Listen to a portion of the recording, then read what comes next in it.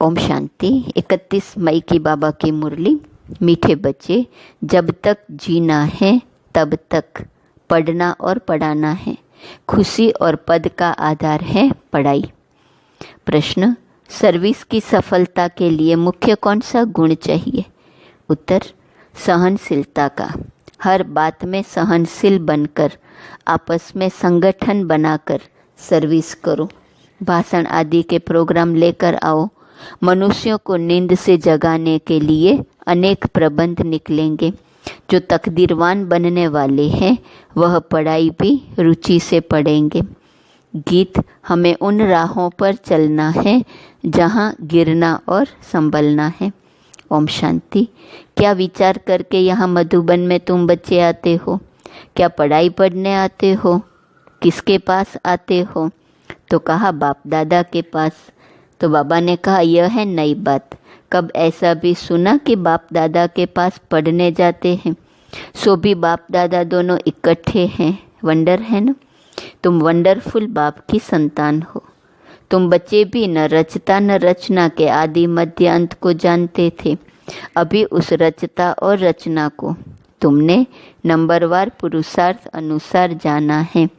जितना जाना है और जितना जिसको समझाते हो उतनी खुशी और भविष्य का पद होगा। मूल बात है, अभी हम रचता और रचना के आदि मध्य अंत को जानते हैं। सिर्फ हम ब्राह्मण ब्राह्मणियाँ ही जानते हैं। जब तक जीना है अपने को निश्चय करना है कि हम बीके हैं और शिव बाबा से वर्षा ले रहे हैं सारे विश्व का। पूरी रीति पढ़ते हैं व कम पढ़ते हैं वह बात अलग है, फिर भी जानते तो है ना, हम उनके बच्चे हैं। फिर प्रश्न उठता है पढ़ने अथवा न पढ़ने का, उस अनुसार ही पद मिलेगा। गोद में आया निश्चय तो होगा, हम राजाई के हकदार बने। फिर पढ़ाई में भी रात दिन का फर्क पड़ जाता है। कोई तो अच्छी रीति पढ़ते और पढ़ाते हैं और कुछ सूझता ही नहीं है। बस पढ़ना और पढ़ाना है, यह अंत तक चलना है। स्टूडेंट लाइफ में कोई अंत तक पढ़ाई नहीं चलती, समय होता है। तुमको तो जब तक जीना है पढ़ना और पढ़ाना है। अपने से पूछना है कितने को बाप रचयिता का परिचय देते हैं? मनुष्य तो मनुष्य ही है, देखने में कोई फर्क नहीं पड़ता, शरीर में फर्क नहीं, यह अंदर बुद्धि में पढ़ाई गूंजती रहती है। जितना जो पढ़ेगा उतना उनको खुशी भी रहेंगी। अंदर में यह रहता है कि हम नए विश्व का मालिक बनूंगा। अभी हम स्वर्ग द्वार जाते हैं। अपने दिल से सदैव पूछते रहो हमारे में कितना फ़र्क है। बाप ने हमको अपना बनाया है, हम क्या से क्या बनते हैं। पढ़ाई पर ही मदार है। पढ़ाई से मनुष्य कितना ऊंच बनते हैं, वह तो सब अल्पकाल क्षण भंगुर के मर्तबे हैं, उनमें कुछ भी रखा नहीं है। जैसे कि कोई काम के नहीं, लक्षण कुछ भी नहीं थे। अब इस पढ़ाई से कितना ऊंच बनते हैं। सारा अटेंशन पढ़ाई पर देना है। जिसकी तकदीर में है उनकी दिल पढ़ाई में लगती है। औरों को भी पढ़ाई लिए भिन्न भिन्न रीति पुरुषार्थ कराते रहते हैं। दिल होती है उनको पढ़ाकर वैकुंठ का मालिक बनाए। मनुष्यों को नींद से जगाने के लिए कितना माथा मारते रहते हैं और मारते रहेंगे। यह प्रदर्शनी आदि तो कुछ नहीं, आगे चलकर और प्रबंध निकलेंगे समझाने के लिए। अभी बाप पावन बना रहे हैं तो बाप की शिक्षा पर अटेंशन देना चाहिए। हर बात में सहनशील भी होना चाहिए। आपस में मिलकर संगठन कर भाषणों आदि के प्रोग्राम रखने चाहिए। एक अलफ पर भी हम बहुत अच्छा समझा सकते हैं। ऊंचते ऊंच भगवान कौन? एक अलफ पर तुम 2 घंटा भाषण कर सकते हो। यह भी तुम जानते हो अलफ को याद करने से खुशी रहती है। अगर बच्चों का याद की यात्रा में अटेंशन कम है, अलफ को याद नहीं करते हैं तो नुकसान जरूर होता है। सारा मदार याद पर है। याद करने से एकदम हेवन में चले जाते हैं, याद भूलने से गिर पड़ते हैं। इन बातों को और कोई समझ ना सके। शिव बाबा को तो जानते ही नहीं, बल कितना भी कोई भवके से पूजा करते हो, याद करते हो, फिर भी समझते नहीं। तुमको बाप से बहुत बड़ी जागीर मिलती है। भक्ति मार्ग में कृष्ण का दीदार करने के लिए कितना माथा मारते हैं। अच्छा दर्शन हुआ, फिर क्या फ़ायदा, तो कुछ भी हुआ नहीं। दुनिया देखो किन बातों पर चल रही है। तुम जैसे कि गन्ने का रस शुगर पीते हो, बाकी सब मनुष्य छिलका चूसते हैं। तुम अभी शुगर पीकर पूरा पेट भर आधा कल्प सुख पाते हो, बाकी सब भक्ति मार्ग के छिलके चूसते नीचे उतरते आते हैं। अब बाप कितना प्यार से पुरुषार्थ कराते हैं, परंतु तकदीर में नहीं है तो अटेंशन नहीं देते। न खुद अटेंशन देते हैं, न औरों को देने देते हैं। न खुद अमृत पीते हैं, न पीने देते हैं। बहुतों की ऐसी एक्टिविटी चलती है। अगर पूरी रीति पढ़ते नहीं, रहम दिल नहीं बनते, किसका कल्याण नहीं करते, तो वह क्या पद पाएंगे।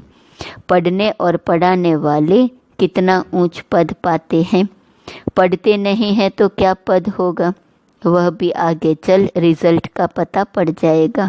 फिर समझेंगे बरोबर बाबा हमको कितना वार्निंग देते थे। यहाँ बैठे हो, बुद्धि में रहना चाहिए। हम बेहद के बाप के पास बैठे हैं। वह हमको ऊपर से आकर इस शरीर द्वारा पढ़ाते हैं। कल्प पहले माफिक, अब हम फिर से बाप के सन्मुख बैठे हैं। उनके साथ ही हमको चलना है, छोड़कर नहीं जाना है। बाप हमको साथ ले जाएंगे। यह पुरानी दुनिया विनाश हो जाएंगी। यह बातें और कोई नहीं जानते, आगे चलकर जानेंगे। बरोबर पुरानी दुनिया ख़त्म होनी है, मिल तो कुछ भी नहीं सकेगा। यह बातें और कोई नहीं जानते, टू लेट हो जाएंगे। हिसाब किताब चुकतू कर सबको वापस जाना है। यह भी जो सेंसिबल बच्चे हैं वही जानते हैं। बच्चे वह जो सर्विस पर उपस्थित हैं, माँ बाप को फॉलो करते हैं। जैसे बाप रूहानी सेवा करते हैं वैसे तुमको करनी है। कई बच्चे हैं जिनको ये धुन लगी रहती है, जिनकी बाबा महिमा करते हैं उन जैसा बनना है। टीचर मिलती तो सबको है, यहाँ भी सब आते हैं।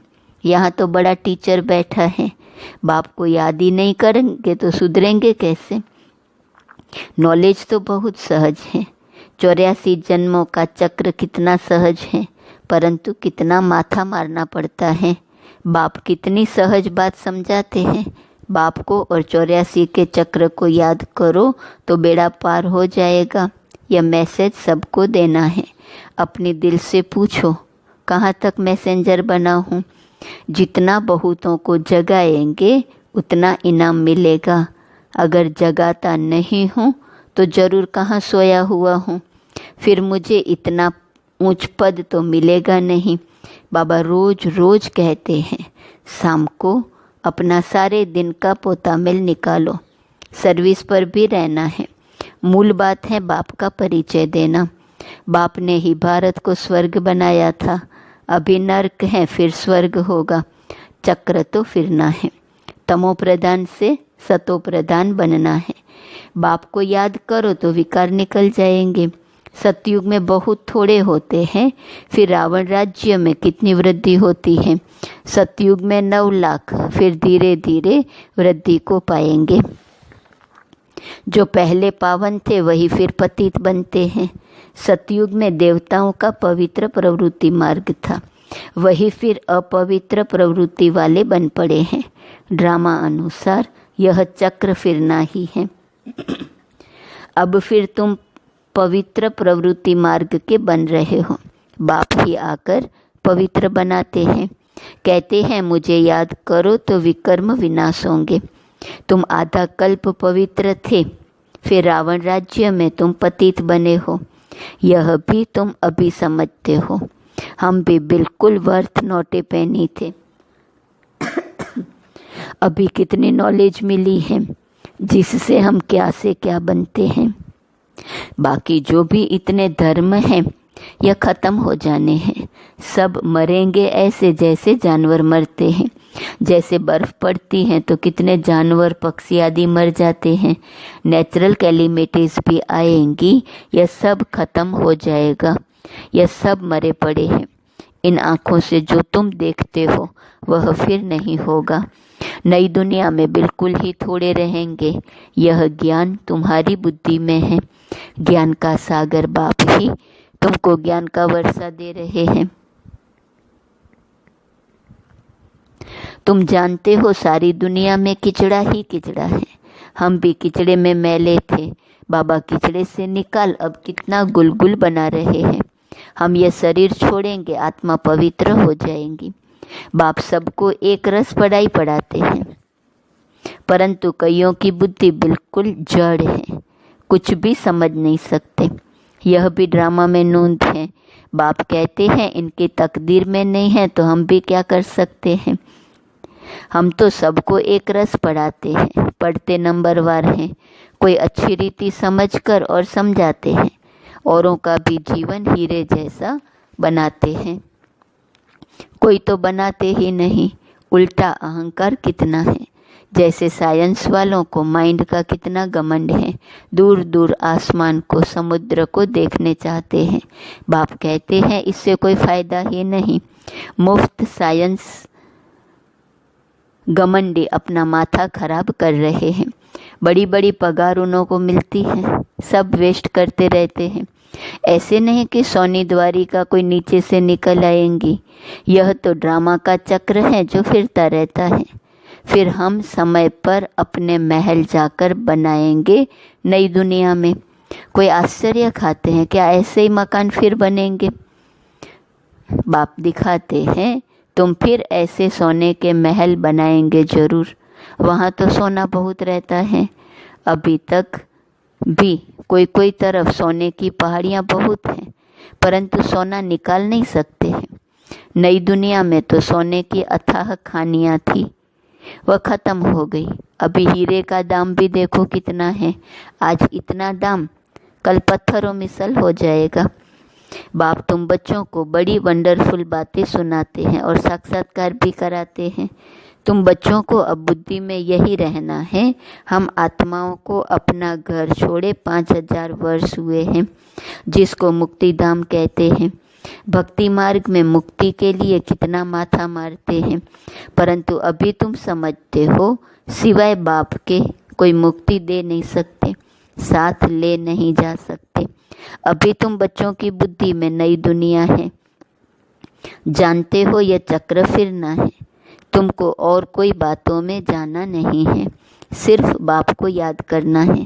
सबको यही कहते रहो, बाप को याद करो तो विकर्म विनाश होंगे। बाप ने तुमको स्वर्ग का मालिक बनाया था ना। तुम मेरी शिव जयंती भी मनाते हो। कितना वर्ष हुआ? 5000 वर्ष की बात है। तुम स्वर्गवासी बने थे, फिर 84 का चक्र लगाया है। यह भी ड्रामा बना हुआ है। तुमको यह सृष्टि का चक्र आकर समझाता हूँ। अभी तुम बच्चों को स्मृति आई है बहुत अच्छी तरह से। हम सबसे ऊंच पाल्टदारी हैं। हमारा पाल्ट बाबा के साथ है। हम बाबा की श्रीमत पर बाबा की याद में रहकर औरों को भी आप समान बनाते हैं। जो कल्प पहले थे वही बनेंगे।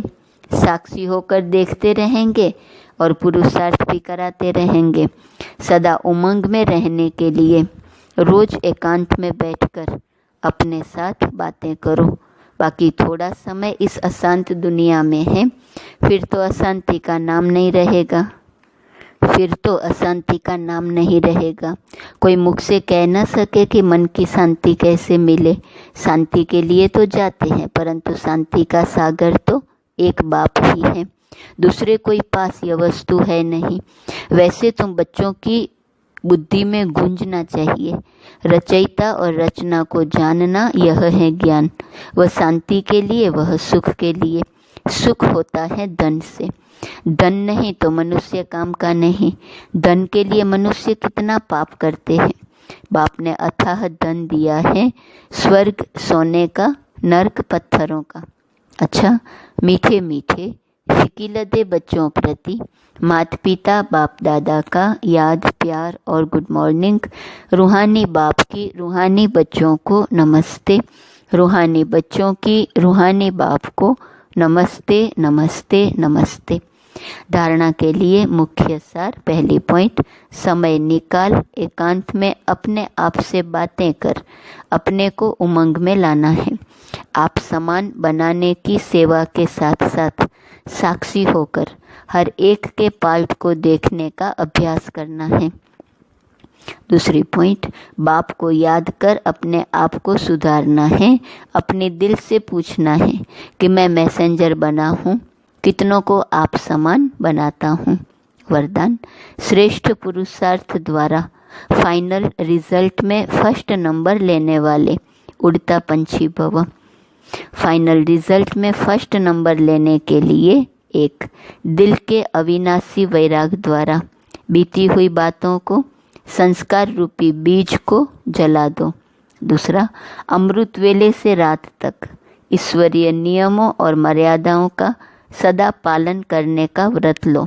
और तीसरा, मनसा द्वारा, वाणी द्वारा या संबंध संपर्क द्वारा निरंतर महादानी बन, पुण्य आत्मा बन, दान पुण्य करते रहो। जब ऐसा श्रेष्ठ हाई जंप देने वाला पुरुषार्थ हो, तब उड़ता पंछी बन फाइनल रिजल्ट में नंबर 1 बन सकेंगे। स्लोगन, वृत्ति द्वारा वायुमंडल को पावरफुल बनाना, यही लास्ट का पुरुषार्थ व सर्विस है। आज का स्वमान, मैं रूहानी पर्सनालिटी वाली आत्मा हूँ। अव्यक्त इशारा 31 मई। विशेष आत्माओं व महान आत्माओं को देश की व विश्व की पर्सनालिटीज कहते हैं। पवित्रता की पर्सनालिटी अर्थात हर कर्म में महानता और विशेषता। रूहानी पर्सनालिटी वाली आत्माएं अपनी एनर्जी, समय, संकल्प वेस्ट नहीं गंवाते, सफल करते हैं। ऐसी पर्सनालिटी वाले कभी भी छोटी छोटी बातों में अपने मन बुद्धि को बिजी नहीं रखते हैं। ओम।